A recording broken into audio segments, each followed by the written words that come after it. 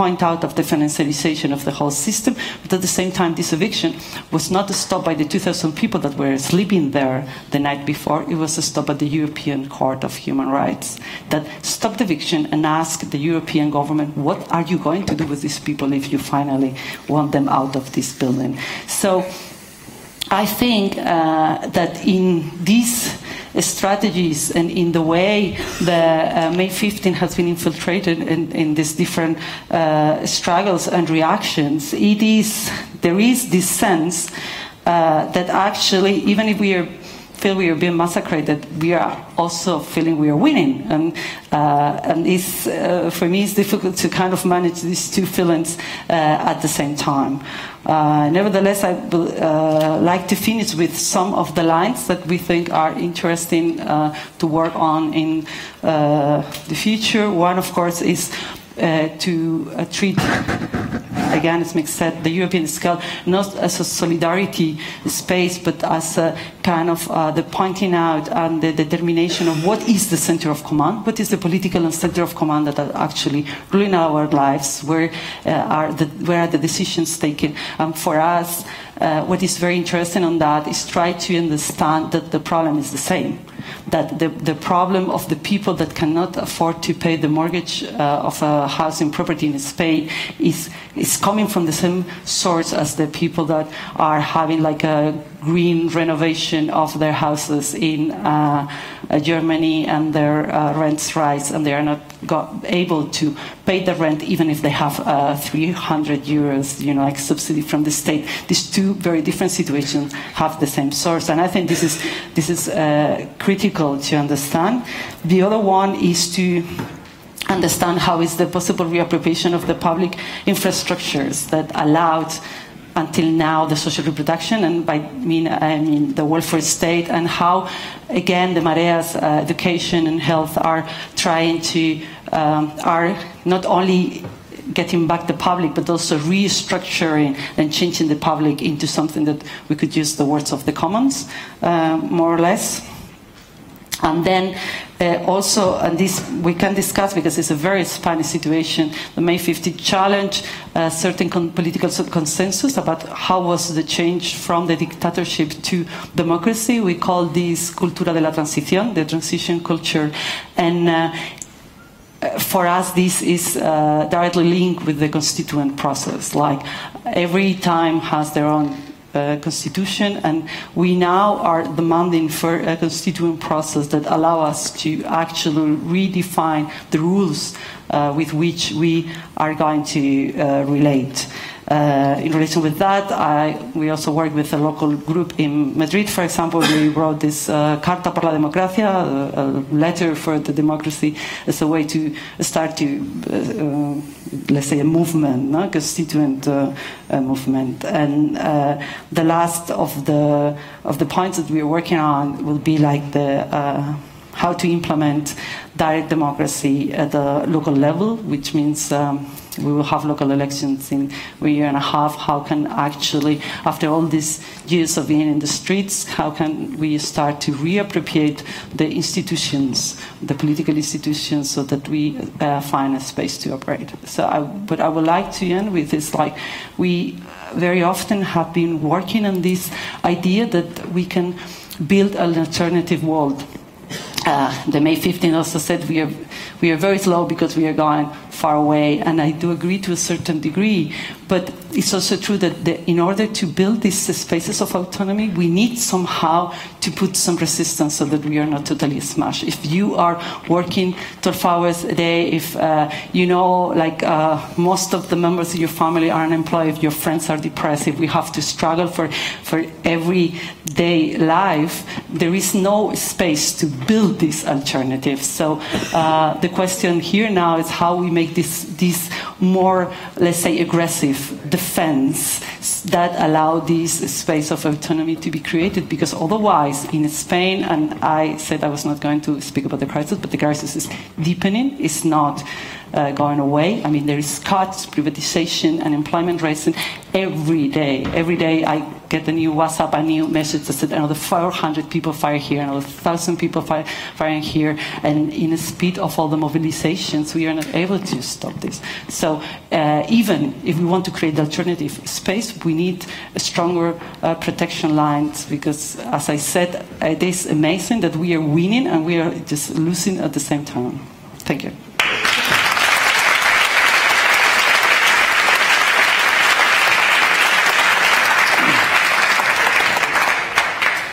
So I had some comments, but we don't have any time really, so I'll just open it up to discussion. Really? Oh, are we gonna extend it? Extend it? We're gonna extend. We need some time to go. Okay. All right. Well. Just be clear about it. We get over everything. Okay. Let's give ourselves another 10 minutes or something. So we've got 15. Yeah. There was a common stress about the need to work on an international level. While I agree with that, I want to make an opposite comment to stress that the national level is still the main arena of the class struggle. It remains still, either we want it or not, unfortunately. Because, in a few words, the subaltern classes have no means of changing the balance of forces now in the European context. We can make Euro March, European campaigns, European common days of action. Some will want to go to Euro elections, but there is no such thing as a political space, a European political space. I think that democratizing the European Union institutions is almost impossible. It's more difficult than democratizing, the nation state. It's more difficult, almost impossible. Still, unfortunately, the policies are implemented in the national level by a national state, voted by a national assembly, formulated, implemented by national governments, enforced by national police and of the coercive apparatus of a national state. So we still need to weaken, to paralyze, to dismantle and eventually smash the national state. We don't have another alternative, I think. And so our focus, unfortunately, will and should remain the national state, the national arena, to smash the national state, to dismantle it.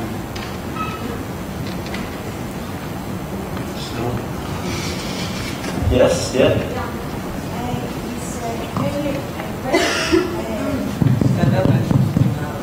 It's a question especially for Nick and Anna, but also I'd like the opinion of the people coming from Greece.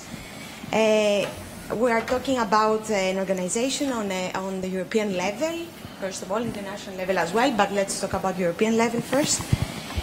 How possible do you think is that this can happen without actually placing as a political prerequisite of the movements inside the members of inside the countries that are members of the European Union, if they don't put as a prerequisite, as a political prerequisite, the exit from the European Union? Yeah, that's my question. Yeah. There. Just to share information, it's true that we don't have now a European political space, but I heard that some people are trying to create such a thing. I think, considering what's been said previously, I think it's the German comrades are starting now to organize for next October.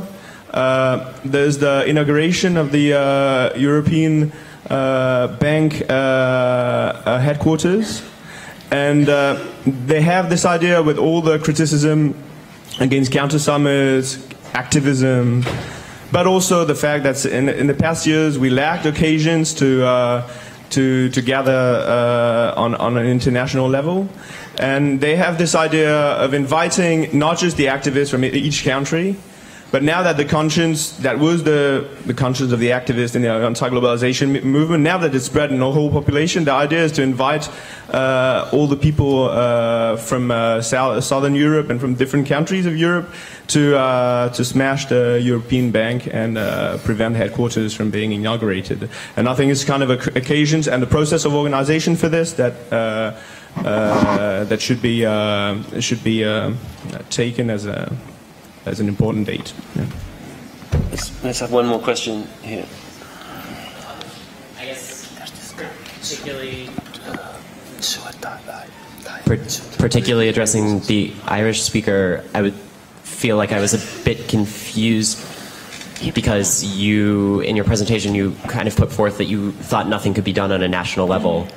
But then when you presented solutions or directions that Irish social movements might take forward, to me, it seemed like all of these things were very much on a national level and very much left reformist. And I think the Greek comrades brought up the good point that it seems like what we're facing is a crisis of the reproduction of capital as a whole.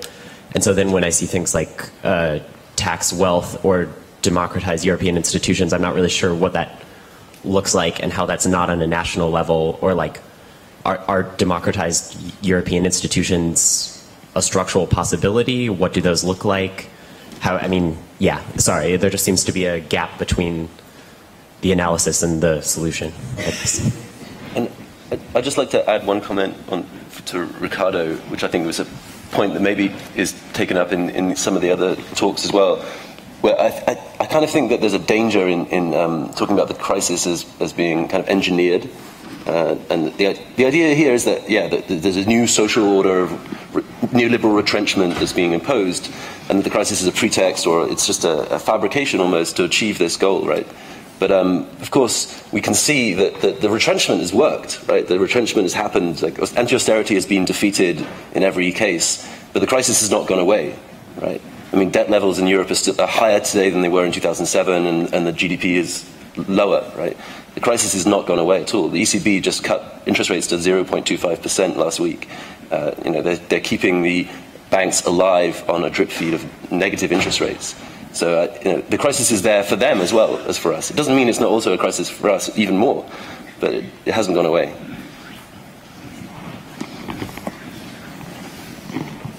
Our turn? So if you guys just wanted to respond to any of these points, and what order should we take? The opposite? However you feel. First? Yeah. Yeah. Okay. We can go the other way. Okay.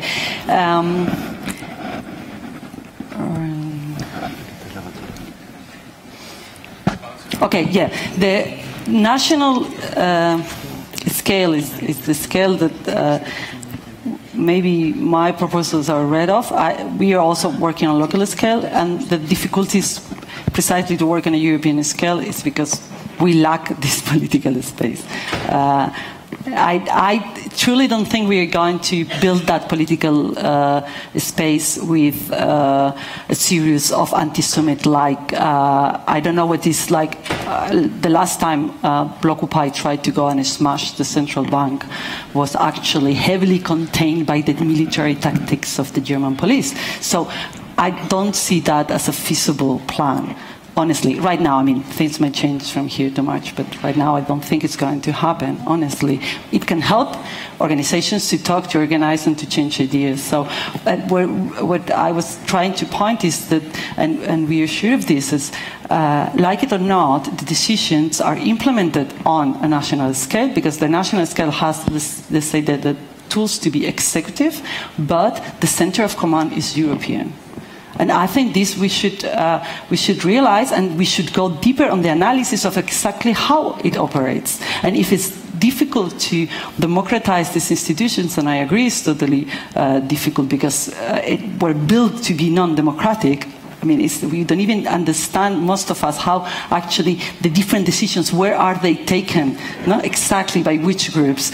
This is precisely a call to say, let's try to figure out, let's try to see where we can stop it. I mean, in our book, what happened when we did the book is that we saw that there is a line of struggles and measures that have been implemented through Europe. Privatizations of public services, financiarizations of life. The best example, I would say, is Bologna. I mean, the Bologna treaty that actually agreement that actually have changed the education, higher education in most of the countries in Europe was a European state agreement. It was implemented at different times, and it got the resistance and national level, never a European coordinated resistance, and it was has been implemented one country after the other. So even when it's so clear that it's going to happen all through Europe, from the center, from the European center of command, there is not the capacity to actually organize resistance on a European level. And when we think it's like it would be much more effective to go to the source, you know, to go to the European directive that then is implemented in the countries, is more useful, more operative to go there and to fight there than to try to fight it, you know, when it's already comes to the everyday. So it's true. I mean, there is an incoherence, but it's also because so far we don't have this space. So we cannot even imagine how to organize on that level, and we struggle every time we come to different meetings. We struggle with these things of Europe. Yes, Europe now, you should get out of the Europe. I mean, to begin with, we think we lack a common analysis of what is going on, and this is the first basic step in order to organize together.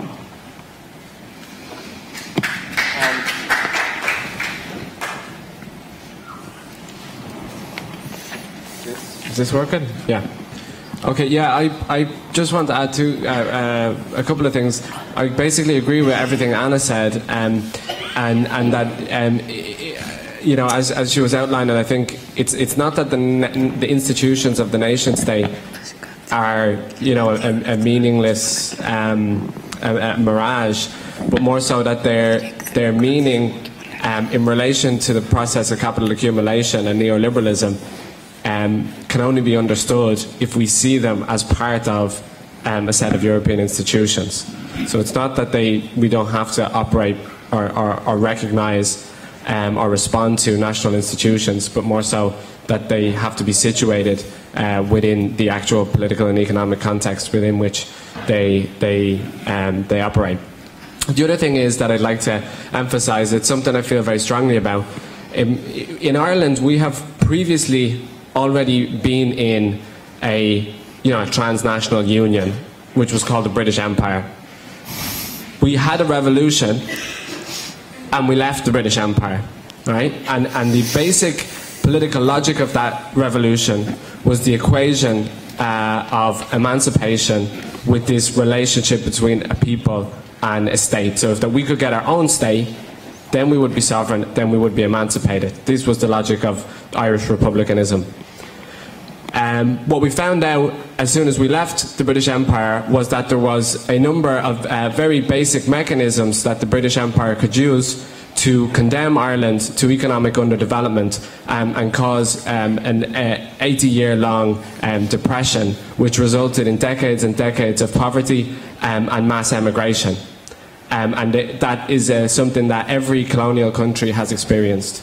So in Ireland right now, if we were to talk about, for example, leaving the euro, we know that immediately the same mechanisms would be applied to basically screw Ireland forever. If we had a new currency, there would be a run on the currency, there would be capital flight, there would be exclusion from markets, etc. As a small country which is extraordinarily integrated into a global economy, we simply cannot do a Cuba on this one, right? So we need to start to think very differently. And if that seems quite confused, it's because it is quite confused. This is basically as far as I've gotten. But I think one of the things that's worth thinking about is, one of the speakers mentioned that it sounded like left reformism. And it probably is, right? But one of the things that I think is worth thinking about is, what would it mean to have mechanisms of the redistribution of wealth at a European level, mechanisms for the control of the financial markets at a European level, but having other aspects of politics at other levels, right? So, for example, more local levels of democracy, more local levels of the commons of democratizing and empowering autonomous social reproduction and the expropriation of local forms of wealth and production or so on. And I totally agree, this isn't some kind of really clear strategy, it's just something to think about. Okay. So, in order to respond to the question that you made and also to comment on the things said by Anna and Mick, I have to say that for us, the exit from the Eurozone does not mean a thing from the viewpoints of the class interests. It's a measure that would be implemented from a future bourgeois government. And as far as we are concerned, we're not interested in an alternative so-called more democratic management of the capitalist relation. See, for example, countries like Argentina, Bolivia, or Brazil in South America, where they follow a neo-developmentalist regime of accumulation, where, I mean, the neoliberal forces have lost command. There, you see the same, or even worse, exploitation and alienation of the proletariat. So, for me, the issue is how we can participate in the rank and file struggles, how we can question capitalist social relations per se in order to overcome them. And this is the only way to gain any concessions. And this has been shown by the whole history of class struggle in the 20th century. So that's my 2 pence on that issue. Now, I would like to comment on what Ricardo says, but maybe it's very late for that. Well, it's quickly, if you could do it quickly. Yeah. Okay, I would like just to say that, okay, you can see this new regimes of governmentality within the European Union, but I cannot see it as something that is fixed or something that is somehow sure that would happen. Because on the other hand, you have a structural crisis of the European Union, and you have also not only this kind of transfer of the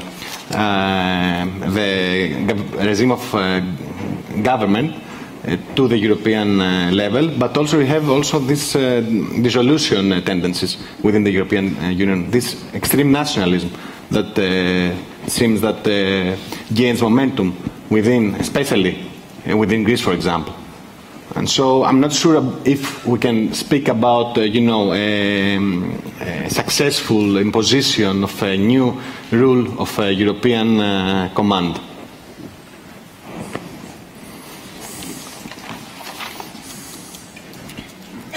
Anna, do you want to? Oh, okay, so it's me, right? I think the fact that the national level is considered the fundamental space of class struggle represents the dimension of our defeat so far. So I don't think that the other side of this struggle sees it that way, and they certainly don't conduct their business with reference to strictly national issues. They have an overall picture that's much wider and ambitious than that, I would say. And so that's why they're winning.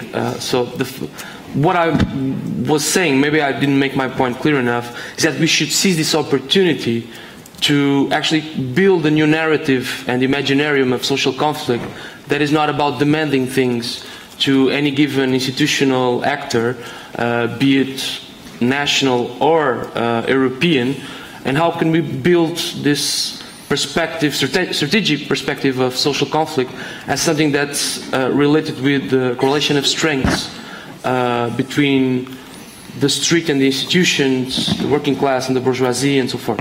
And so all these kind of pairs of antagonist subjects. And that is what I'm committed to. So demanding a redistribution of wealth at a European level, it's just not part of this perspective that I'm trying to build, in the sense that in the moment where that will become feasible and an option, it would mean that actually a revolution would be kind of imminent, and we could think in much more ambitious terms. And so the whole paradigm of building up strength by building a program of minimum demands and maximum demands, I think that is the paradigm that we need to get away from and to build a new one. I absolutely sure of how can it work, but that's precisely the demands here. Obviously, that also implies have moments like thousands of people from all Europe going and trying to smash the European Central Bank. I think, although I don't know what the outcome would be, but I think that's more reasonable perspective than thinking that you can actually demand the democratization of institutions in European Union. It's my perspective. I'm not optimistic. I think that both things are distant and kind of difficult, but one is much more interesting as a strategical approach. Regarding the exit from the Eurozone, so I'm basically with what the comments from TPTG said, just to say that at the same time it would probably precipitate the crisis of the Eurozone for good. That would be a very catastrophic crisis, because it would probably imply an attack on the euro, on the financial markets, and well, but from a national perspective, to think that would allow us to save the welfare state, for instance, that's the key argument from the Portuguese left that is developing that kind of argument, which is obviously a strong argument. I think it just doesn't, if you make all the counts, the sums and the multiplications, it just doesn't add up. In 74, 75, we had a revolution which included the expropriation of the big banks, most of the main industries and so forth, and still the country had to go and ask for a loan to the IMF 3 years after. It's just not, you cannot do it because it's a dependent economy, you import a lot of things and so forth. I would have to go into details that I'm not able to, but just to say that all these national labels, I think they cover and mystify the actual process, which is transnational. That is how I see it. I cannot go into this much further. But even the rise of the far right in several countries of Europe is a part of this process. But it's not like some people in a central office thought about everything and they're applying it successfully. It's not that. It's that there are some long-term objectives and goals of restructuring European capitalism that include the creation of different modes of governmentality according to the different capacities of production and competitiveness. That's not a process that's one way and one-sided. It's not accomplished, certainly. It's ongoing. And what I say is that we need to use this context in a more favorable way to overcome this paradigm of political mobilization that has the nation state as its horizon. About the crisis being engineered, it's not actually what I think I said, and it's not what I mean. What I'm saying is that 2008 revealed the contradictions within the Eurozone, and so it was seized as an opportunity to restructure the Eurozone accordingly.